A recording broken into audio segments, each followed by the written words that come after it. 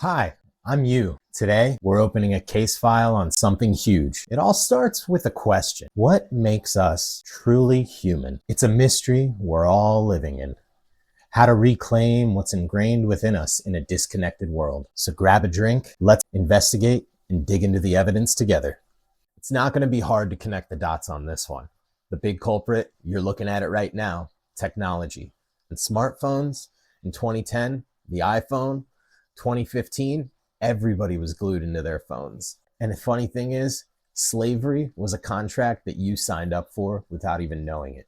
By mid-2010, social apps had us hooked on infinite scrolls. They promised to bring us closer, but in reality, just delivered filtered versions of life, not real human messiness. Or you could say highlight reels instead of human moments. But it doesn't just stop there. Urbanization has also had a huge effect. More high rises and fewer front porches. The way our world has been connected, it allows people to move freely for jobs, scattering old networks and old relationships. With the rise of technology and the rise of urbanization, then the pandemic hits, it only accelerated. Remote work, virtual happy hours, and delivery apps. A 2023 survey found that casual workplace interactions, the ones that turned colleagues into friends, had declined by 25%. The result? We've casually filtered out spontaneous, unscripted encounters and replaced them with reels that if we don't like, we can just mute and swipe past. But like I said,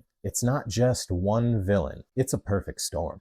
Before we get in deeper, I'd really like your input on this. Since you're a part of this investigation, have you noticed this shift in your own life? Maybe fewer hangouts with friends? Or when you walk in your neighborhood and see someone, does it feel like a stranger just passing by? If you've been affected, I want you to share it in the comments, and we'll highlight some for next time.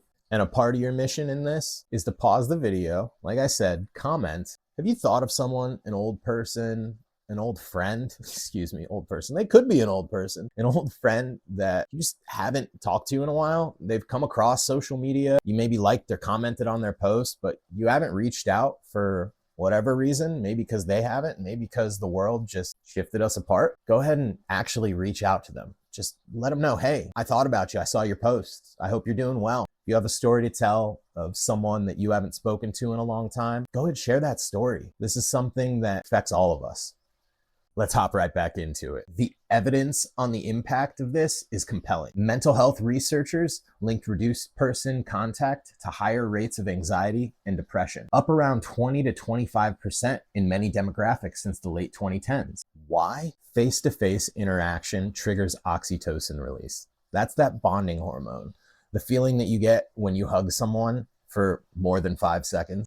While when we isolate ourselves, cortisol is released. That's the stress hormone. The minute that you isolate yourself and put yourself on an app, studies show the cortisol starts being released, no matter if you're liking a post of a best friend. For younger generations, it's pronounced. Teens spend up to 70% less time hanging out in person than they did only a decade ago. They're mastering emojis and going viral, but missing out on nuances like tone, body language, and shared silence. Those are all skills, real human skills that build empathy and resilience. On a deeper level, humans thrive on genuine connection. It's how we're built. It's what makes us human. We are creators, engineers. There's a light within each of us. Call it an inner spark of awareness or energy and potential, all of which shine brighter when they're reflected in others. Real interaction amplifies that light, while solitude and isolating ourselves dims it. Science actually echoes the ancient wisdom here, because we're wired for tribe, seeing ourselves in each other, and without it,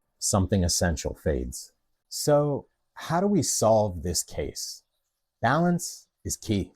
It's not an abandoning tech or the means that brought us here, but it's about reclaiming real life, what makes us all truly human. And here are some practical steps that are backed by research. Start small. Greet a stranger daily. I've challenged myself to do this. Say I see someone at the gym, like today, there was a guy with an amazing bucket hat.